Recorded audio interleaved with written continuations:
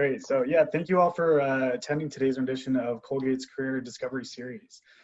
Today we're going to be talking about sustainability. My name is Andrew Pettit, and I am a 2011 graduate from Colgate. I'm an independent sustainability consultant now, currently based in Washington, D.C.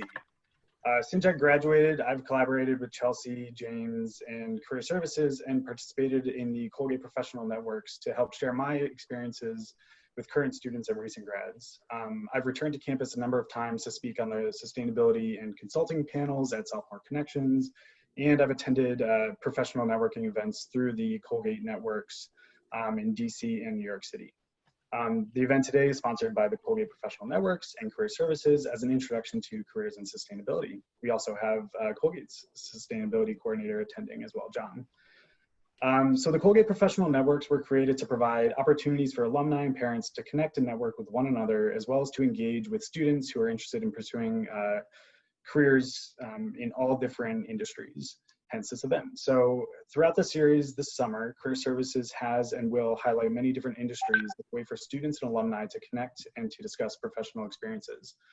Students are very welcome and encouraged to attend more than just one of these sessions, but thank you very much for joining today. So our plan for today is to spend about 30 minutes talking with our gracious alumni, and then use the remaining 15 minutes or so for questions and answers. If you prefer, you can just unmute, you can raise your hand, ask a question, or you can submit questions into the chat where Chelsea and James will be reviewing them.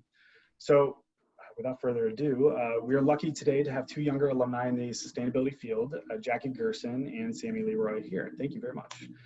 Jackie and Sammy's careers are both included under the sustainability umbrella, but their day-to-day jobs are pretty different, and the paths they took to get there are different as well. Both of their bios were already provided, I believe, but I'd like for them to introduce themselves a little bit to the group. So Jackie, how about you go first? Would you mind giving us a brief introduction? Include your name, class year, major, current job, and maybe a few different activities or extracurriculars you participated in at Colgate. Yeah, so hi, I'm Jackie. I'm excited to be here virtually with you today. I graduated in 2011, and I was a biochemistry major, environmental studies minor. After Colgate, I was in Peace Corps for a bit, and now I'm currently a graduate student finishing up my PhD in ecology. My research focuses on looking at the impacts of mining on the movement of elements and the impacts that it has for the ecosystem. And while I was at Colgate, I was involved in outdoor education and also did a bunch of stuff through the Cove, specifically with Colgate Hunger Outreach Program. Perfect, thank you. Sammi, your turn. Hi all, I'm Sammi. I graduated from Colgate in 2014 with a geography and Mandarin Chinese double major. Currently, I am an energy efficiency project consultant with a small consulting firm called ERS, or Energy and Resource Solutions. And before that, so right after Colgate, I was actually working as the assistant town planner in my hometown in Westchester, New York. Oh, and at Colgate, I was an intern with John for my during my senior year. I was a Tri-Delt, and I was very involved with the Colgate Jewish Union and all the interfaith activities that came with that. Perfect, thank you. Yeah, my own career trajectory kind of mirrors Sammy's a little bit. I graduated Colgate and then went straight into consulting with a firm called ICF, where I was doing climate change and sustainability work for about 5 years. I decided to go in-house to do higher education sustainability with the University of Virginia. And then right now, an independent sustainability consultant, working with higher education, working with companies, working with state and local municipalities to support their strategic sustainability initiatives, develop greenhouse gas inventories, and help establish climate action plans. So sustainability as an industry is a pretty broad field. You have people like John Pamilio, who's managing sustainability initiatives at Colgate. You have Jackie doing scientific research. You have me and Sammi doing more or less consulting work. But then you also have sustainability professionals in everything from business to law to government to nonprofit work and more. So Sammi, I'd like for you to take a first crack at this, and then Jackie, but how did you learn about all the different jobs available in this field? Because it definitely can be a little overwhelming for an undergrad and even a recent graduate. And then how did you narrow it down to the job you currently have? Yes, and even when I think about this question now, like how did I wonder, how did I do that? It is a really broad field, as you said. There are opportunities in policy, there are opportunities in government, there are opportunities in consulting and in research and just all over the place. But with regard to my journey, I thought about what I was really interested in, and that would include, it included a ton. It included supply chain management and sustainability in supply chain. It included energy efficiency. It included reporting, environmental and social governance realms. And I just did a ton of Googling and opened up a spreadsheet and took notes on what companies popped up, literally. And I noted where they had offices and places I didn't want to move to, that they were off the list. And what I also did was I Googled or I searched on LinkedIn if there were any Colgate alums that worked at any of those places or anyone I knew. And that's literally actually how I ended up at my firm today. I connected with a Colgate alumna who graduated in 01 or 02. She was able to kind of provide my resume to HR. And a year and a half later, there's a lot that happened in that year and a half, but a year and a half later, part of why I was able to find this job was through the Colgate network. So use that, really think about like what interests you about sustainability. It doesn't have to be one thing, it can be a zillion things. And do some research. Yeah, I think that's important, is just kind of understanding what your interests are, right? Like you might know that you like sustainability, but not necessarily know how to enter the industry. And the great thing about sustainability is it is so broad, right? So you could, you can find a niche for yourself. And I think that's one thing that the industry of sustainability has over a lot of other industries. Jackie, do you want to take a crack at this? So how did you learn about the different jobs available in the sustainability field, or in your experience, kind of the research on the more research side, like what opportunities were there, what was available, and then how did that kind of lead you to where you are today? Yeah, so I think like Sammi, I was a little overwhelmed by all the different choices there are in this field and wasn't really sure which path I wanted to go in. And I started off by doing a bunch of different internships in very different fields within the realm of sustainability. And from each of those, I basically said, yes, I like this, or no, I hated this aspect of it, and was able to pull out different pieces that appealed to me and didn't appeal to me. So for example, I did an internship the summer after my junior year doing field work, collecting soil samples and analyzing them. And I realized I love being outside. I love thinking about the data, but I really think soils are boring. I don't want to do anything with them again. So I kind of got some basic ideas of what I liked and what I didn't like from there, and then was able to keep going on the trajectory of, okay, I like this. What are some other fields that have it? And I just kept taking small opportunities that arose, and usually those are by cold emailing people. And so if there was a place that I saw, either an organization or an individual doing something that I thought was interesting, I just sent an email and asked if I could volunteer. And oftentimes it ended up into a paying job.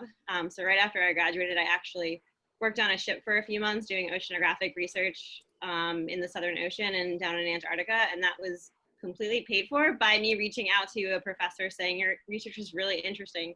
Can I join and volunteer in your lab? And he gave me that opportunity. So from that, I learned I don't want to live on a ship for 3 months, but that thinking about water cycling was really cool. So again, getting little tidbits of what I like and didn't like from all the different opportunities was really useful to me. And then in every single one of those experiences, talking to everyone around me, asking questions about how they got to where they were, different experiences that they'd had, or just what they liked and didn't like about their job and what their day-to-days were. And there's a lot of different opportunities in the field of research. And so I'm currently on the pathway to getting my PhD to go into academia. So kind of similar to Colgate professors, I suppose, but along the way, I thought about other fields, thinking about working for nonprofits, working for international non-governmental organizations, places like the Nature Conservancy or EDF, and just reached out to different individuals to find out what their day-to-day was like, or shadowing them either individually or through the shadowing program at Career Services. Nice, thank you. Yeah, that's awesome.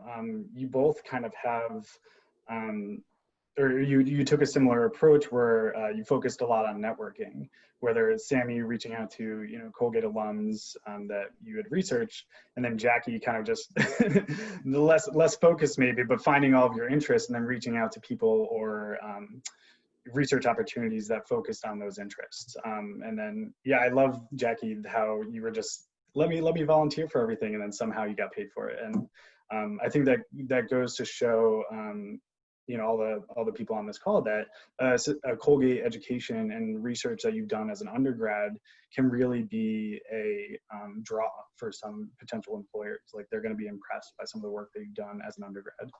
So I think that's great. Thank you. Sammi, I'd like for you to give us a little insight into what your day-to-day life looks as a consultant within sustainability.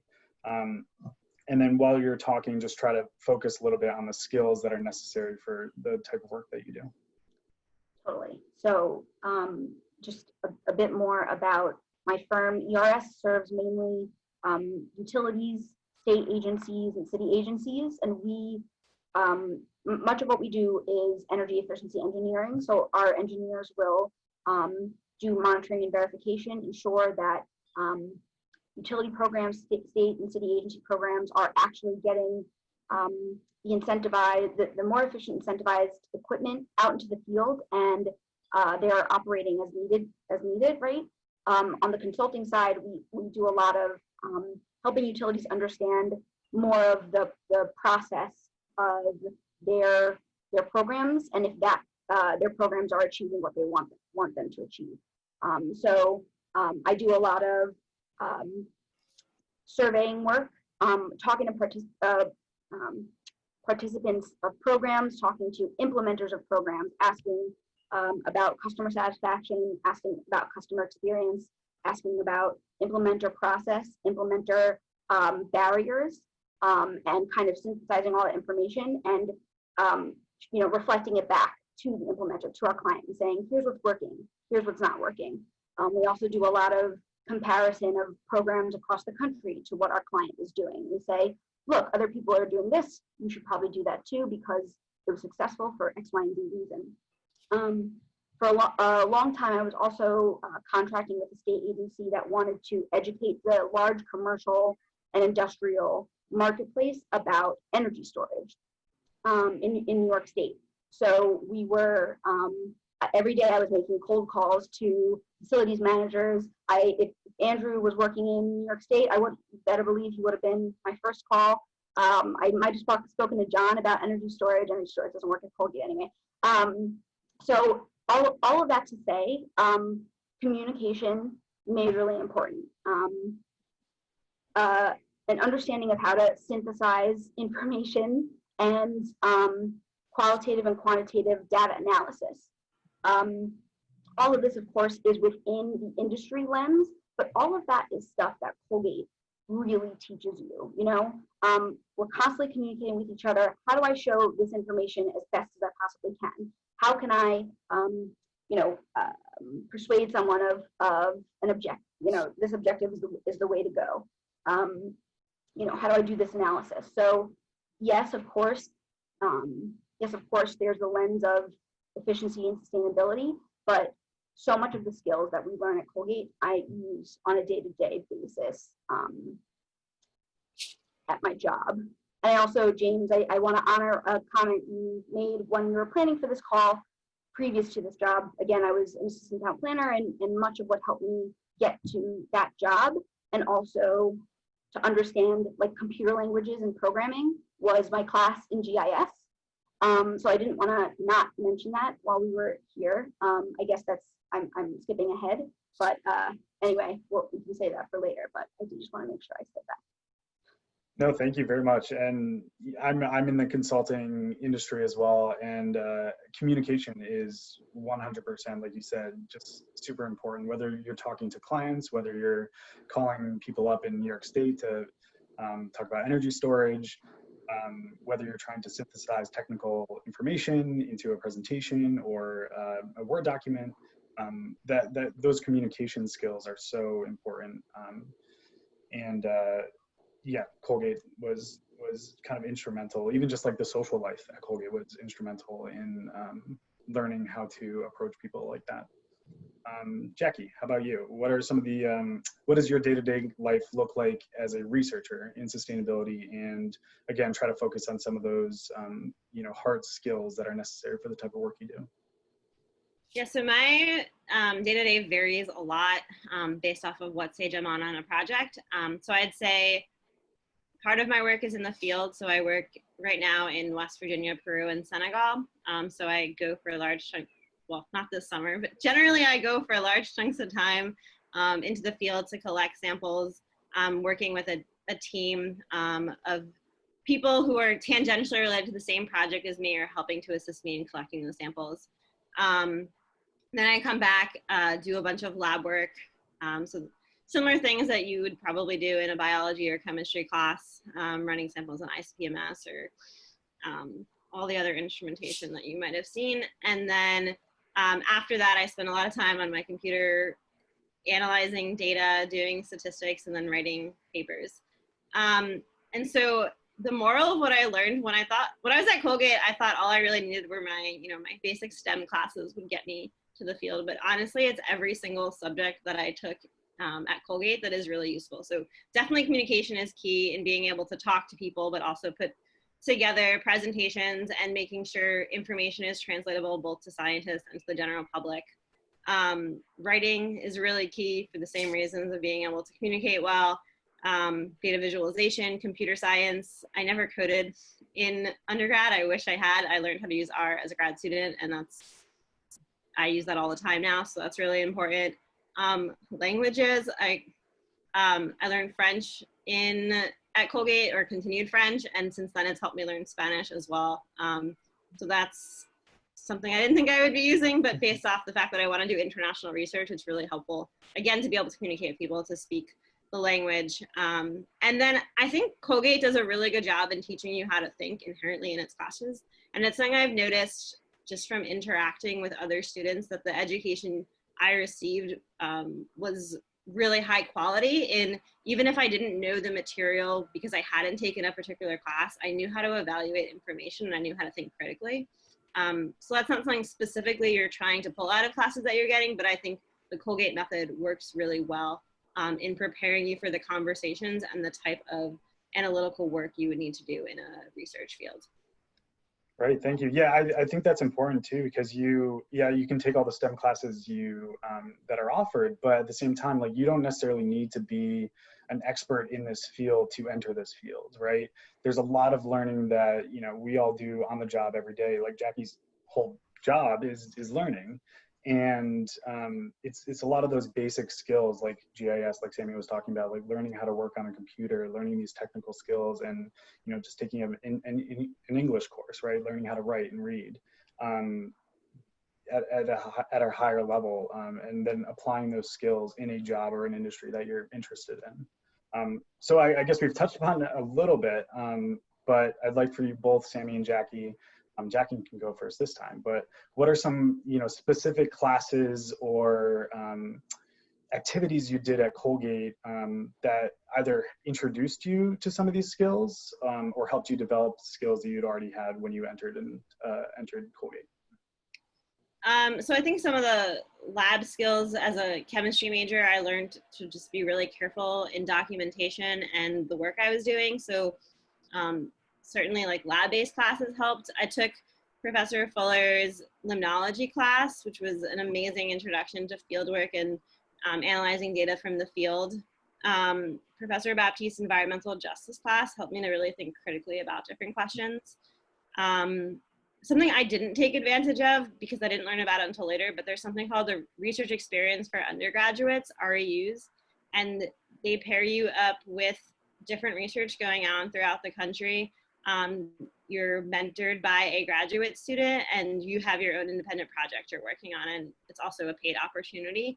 So I think that's a really great experience that I would highly recommend to anyone. I've mentored some students from it as a graduate student, and I think it really allows you to see what the field is like.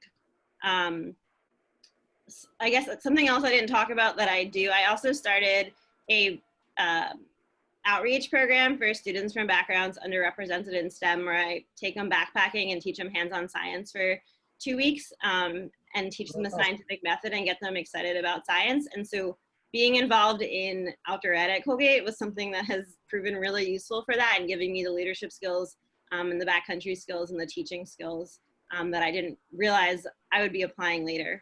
But even through outdoor ed, I learned to teach other people and to lead, which is useful as I'm trying to teach peers and other colleagues about the data that I'm analyzing or the information that I'm going through. Nice, that's so cool. What is the age demographic for that? It's high school students who identify as female or gender nonconforming. Nice, awesome. Sammi, how about you? What are some classes and activities at Colgate that kind of helped you develop some of these hard skills that you now use on your day-to-day job? My goal was to go before Jackie when she shared that piece of her, no, but whatever. Switch it up.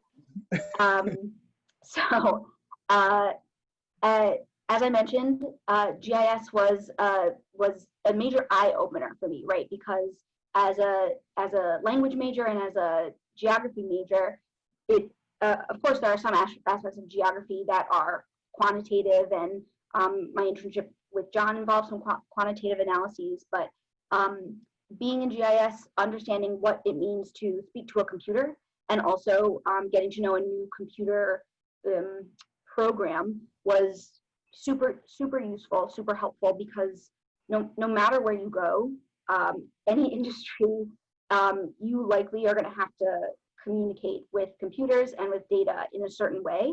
And so I would just encourage anyone to GIS is a great course.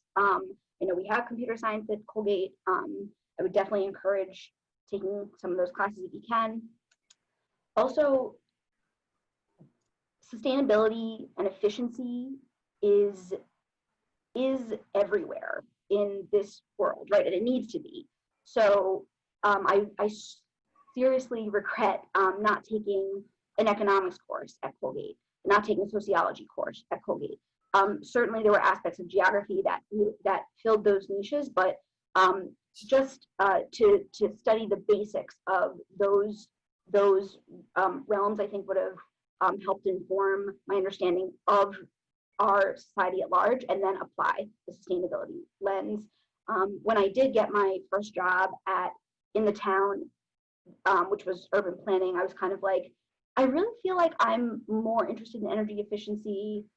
It's kind of a bummer that here I am in this small town. No, it was an absolutely amazing first step in the professional world, because urban planning is all about community planning, understanding how resources get allocated, and understanding politics and policy and on a local level, right? So it was an excellent stepping stone. So kind of similar to what Jackie was saying before. Even if your next internship is like in marketing or in sales or whatever, like there are things that you will learn there that will 100% be applicable to anything you might want to do in the sustainability, efficiency, renewables realm. Now I am on a tangent, but anyway, I'll guess I'll end there. No, I think that was very helpful. And with GIS in particular, I took both GIS, which for, I guess, people who don't know is Geographic Information Systems, and then I took the advanced course as well. And I think it helps you understand that all these different data sets, whether it's food information or census data or poverty or geographic information, they can all be used together to do these different analyses. They can be overlaid on top of each other, and it's finding those places where these different data sets intersect, where a lot of sustainability opportunities kind of arise.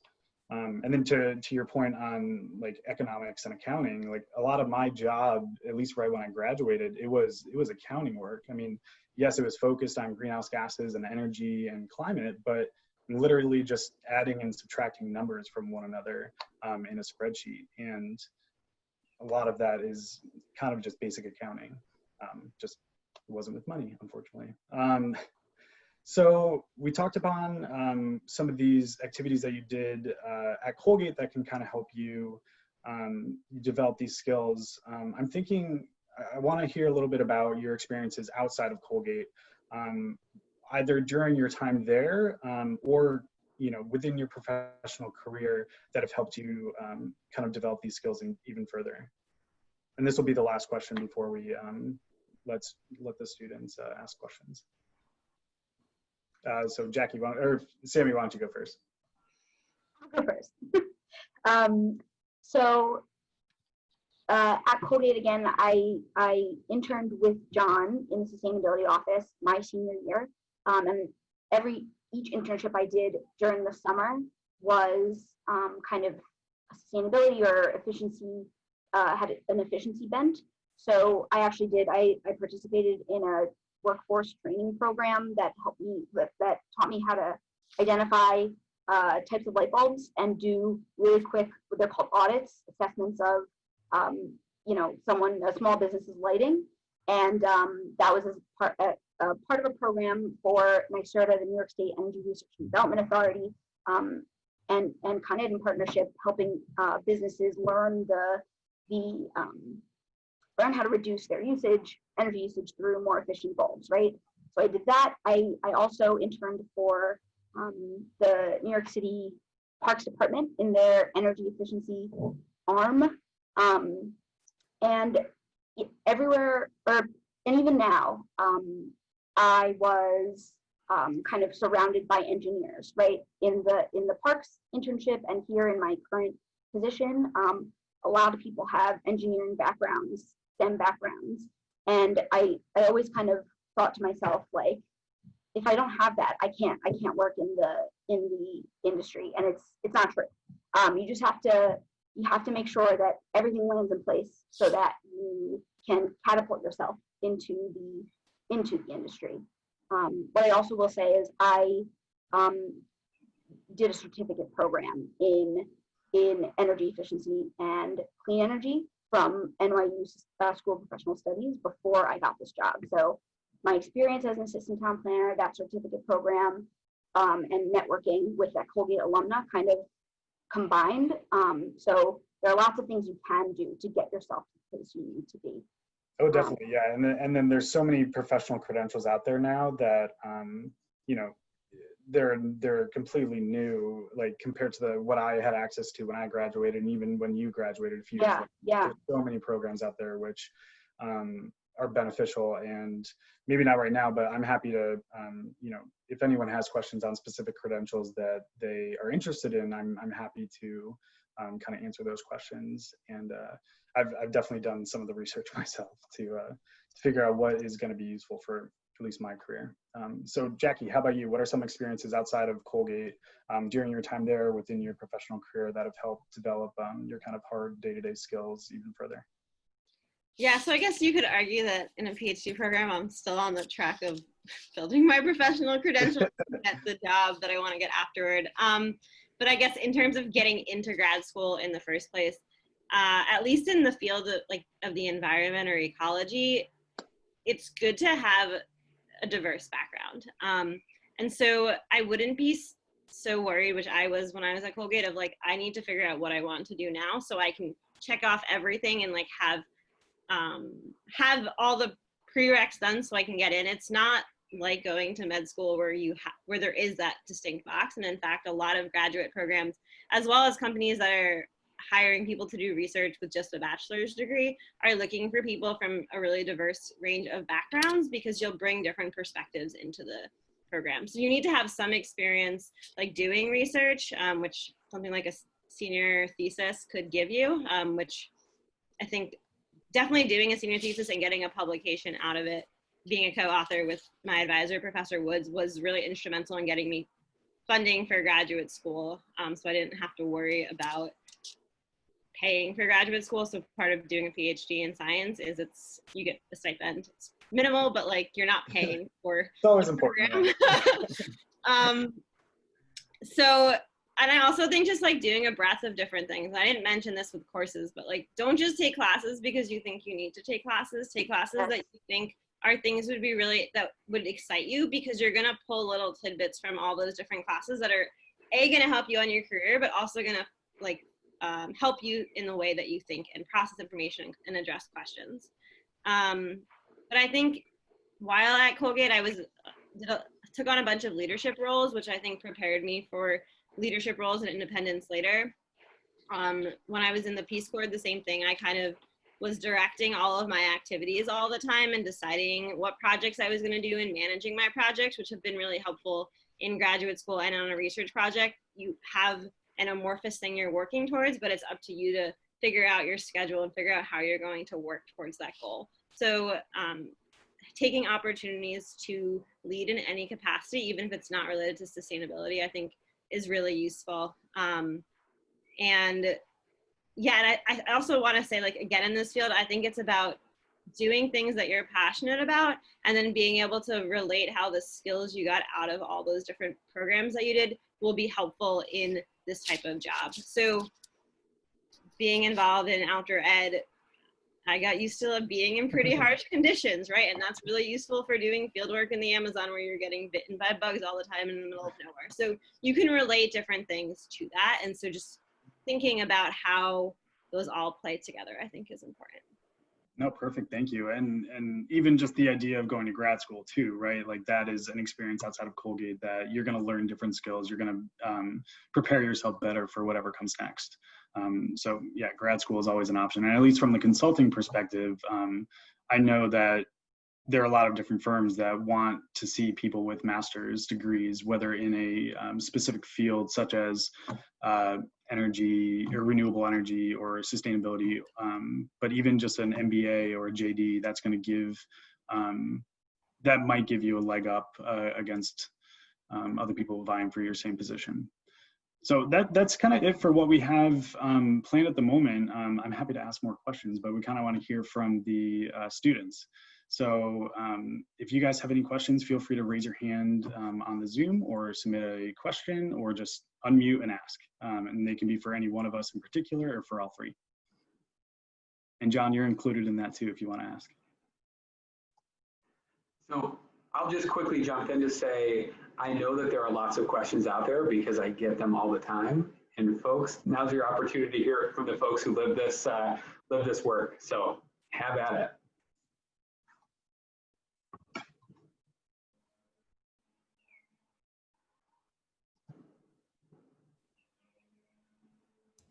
I'll go ahead and ask.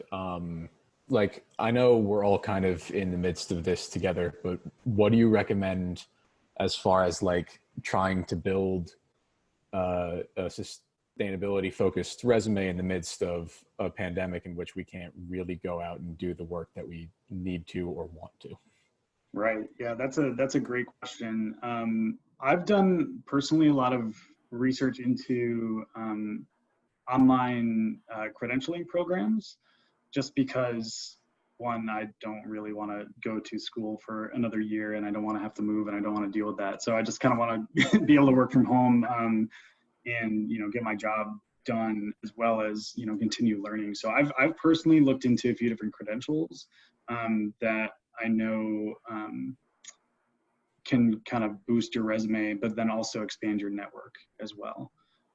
You'll meet a ton of different people virtually or in person who are going through the same program as you, and then maybe you can work out something in the future with them as well. Jackie, Sammy, any suggestions?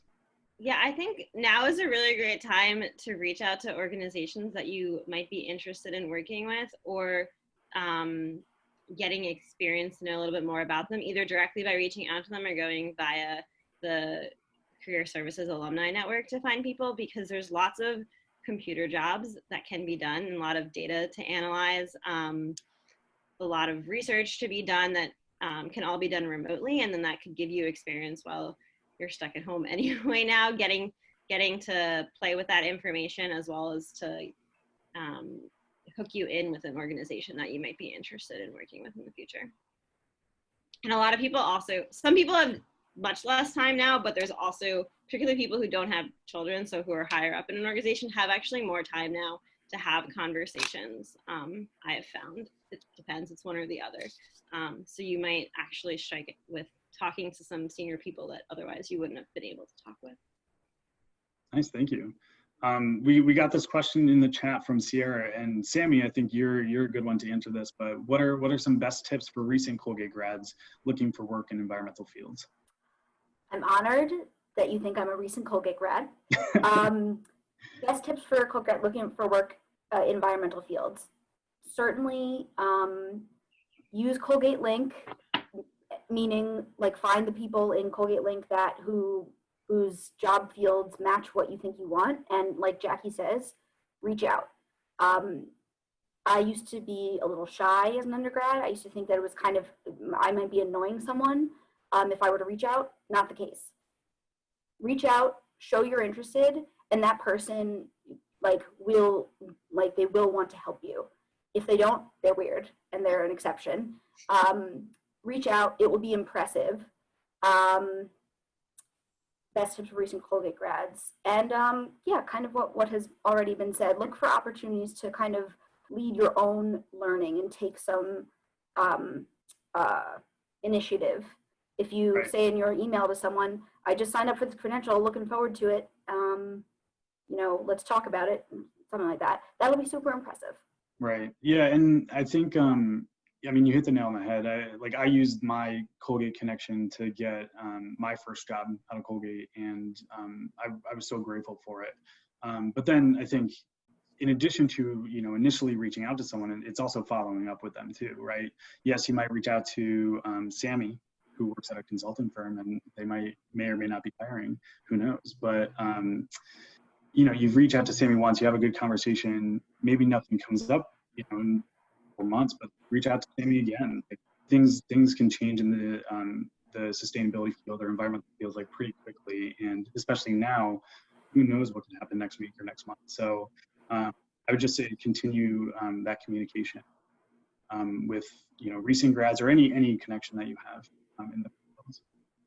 So quickly, I do want to touch on this one a little bit, but how does social justice and social responsibility play a role in your work? Do you feel that is inherently tied to sustainability? Maybe a quick answer from both you guys, Sammi and Jackie.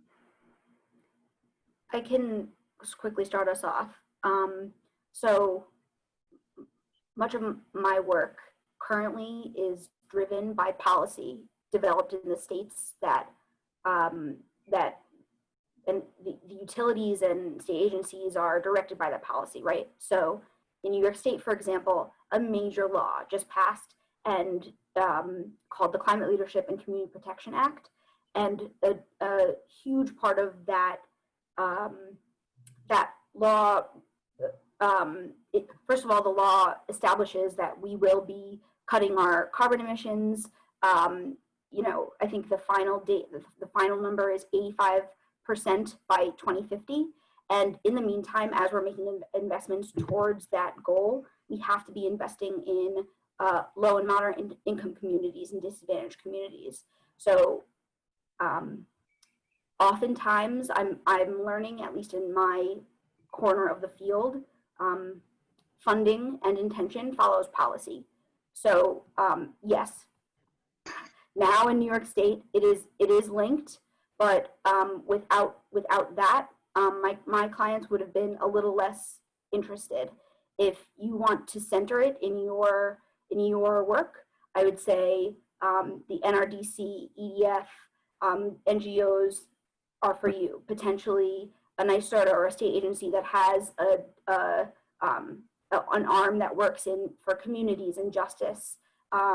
Department of Energy, Department of Environmental Conservation in New York State, Department of Environmental Preservation in New York City. I'll just say yes, I sometimes feel quite separate from the social justice aspect of it, even though it's super important.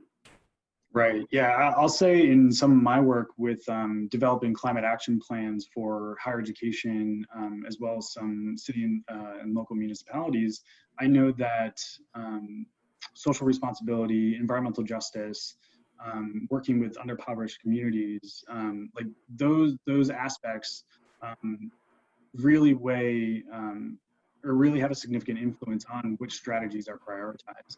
A lot of these, you know, Sammy says, policymakers, you know, they want to implement a strategy that's going to have benefits, right? They want to, you know, implement a strategy that is going to impact everyone equally or impact the people that need it to be impacted. They want to be able to provide money to people who need more of it. So I think a lot of the strategies that you know, universities, cities, companies are developing to fight climate, they're also weighing the social justice co-benefits of that in their decisions. Jackie, do you have anything to say on that question? Yeah, so I take this really seriously, and I think that as a scientist, it's our responsibility to connect with the work we're doing to communities, particularly in the fact that I work with mountaintop mining in West Virginia and artisanal gold mining in Peru, which are pretty hefty topics that impact the community and impact poor people disproportionately. And so I think, first of all, making sure any studies that I do, I share the information out, but there's also a big movement in research now to include community members, not just in informing them of what you're doing, but in being at the table when those research decisions are being made from the beginning.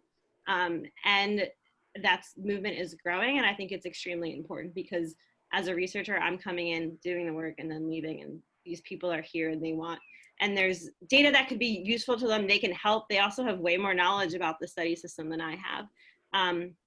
So I think it should be included in all research, and there's ways to make sure that that it is included. And I guess the other aspect of it is there is an international, so I work on mercury pollution, and there's an international convention addressing mercury, the Minamata Convention, and every country has to come up with a national action plan to reduce their mercury usage. And so I directly take the data that I collect, and then I meet with policymakers, not in the US, but in Peru and Senegal, to share the information that I have and make sure that they're aware of it. And in building off the connections I made in Peace Corps in Senegal, I work with community members there to educate them about the dangers of mercury and help them come up with solutions to reduce their mercury exposure, so that it's not just going to be the national action plan written by a bunch of government officials sitting in Dakar telling them what to do, but rather actions that they're proposing that would actually be effective and that they would buy into. So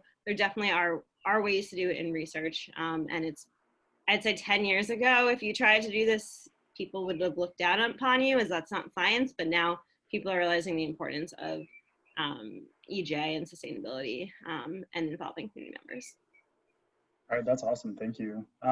Yeah, and I think it's just important to note too that this second part of the question, do you feel like social justice and social responsibility is inherently tied to sustainability? I mean, sustainability, some people might think is just focused on environmental sustainability, but that's just not the case, right? You know, you have the economic aspect, you definitely have the social aspect as well, and they really are all tied together. I'm sure we could have a whole nother panel discussion on that as well. But it looks like we're coming up on time. Does anyone else have other questions they'd like to ask? You're welcome to ask here, or reach out to Sammy, Jackie, and I individually, or Chelsea and James with Career Services as well, and they can forward your questions on to us. Hi, my name's Devin Lee. I'm a rising junior, and I'm a CS major, or computer science major. I was wondering where in the sustainability industry you see opportunities to use coding and computer science to address environmental challenges. Everywhere. Everywhere, Devin. We need you. Yeah. We'll hire you. Yeah, I wish. I shouldn't say that, but yeah. Everywhere. I mean, Excel is, I open Excel multiple times every day, and I still don't know Visual Basic very well. But if you come into this field or any job, honestly, with a computer science background, knowing how to code, knowing how to at least speak computer, like you're going to be very successful. And yeah, I'm sure Jackie too, like you probably use all these technical skills, right, that a computer science background can be beneficial for. Yeah, as a computer scientist, you can do anything, because you can, R, Python. I mean, Python gets you into GIS, right? So you can do advanced GIS way better. So you're set for any field that you want to do. Everyone's looking for data scientists. Yeah, and honestly, now that big data is becoming more available and more accessible, every consulting firm, business, university, city, like you're going to be using data to shape your policy and shape your program. So if you know how to manipulate that data, analyze that data, and then visualize it, you're going to be great. So yeah, just got to look for opportunities. Okay, thank you so much. Yeah, of course. That's James, also not to say that you can't learn computer science later on if you don't have yeah, that's now. But you can take a class in it. I recommend it. These are all great questions and great answers, and I'm biting my tongue not to jump in and I want to make sure that folks are hearing from you folks. But I just want to take a moment to invite all of you listening and those of you who may be catching this later, the recorded version from our website or other places. If you have any of these questions, you can connect with our alumni using the Colgate Link platform. If you don't know about it, take a look at Colgate's website, Google it. We have essentially a Colgate Link virtual workshop every week, some exceptions apply, where you can get on that system. And also, please don't hesitate to reach out to me directly if you have questions about major connections between majors and careers and connecting with alumni or what have you. Folks that may not have interacted with me, I'm seeing a lot of familiar names here on this call, but my advising areas within career services focus on sustainability as well as STEM. So. Right, and you can find all of us on the Colgate Link. You can find us on LinkedIn, and then I'm sure if you asked James and Chelsea nicely, you can get our contact information too. I think it's provided, but just so you all know too, you have an amazing resource on campus for sustainability as well. John Pomilio, he's been on campus for 11 years as the director of sustainability, and he's worked with many students and alumni over the years. So if you need to connect to someone in a specific field, John's going to be a great person to ask. And I'm sure most of you already talked to him.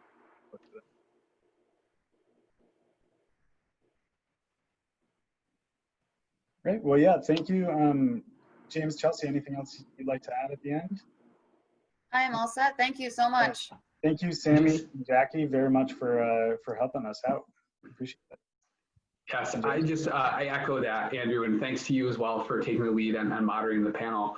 And I can't say enough, and each of the alumni have addressed this, but how important that our Colgate alumni are to one, the strength of Colgate, and especially for us here in career services.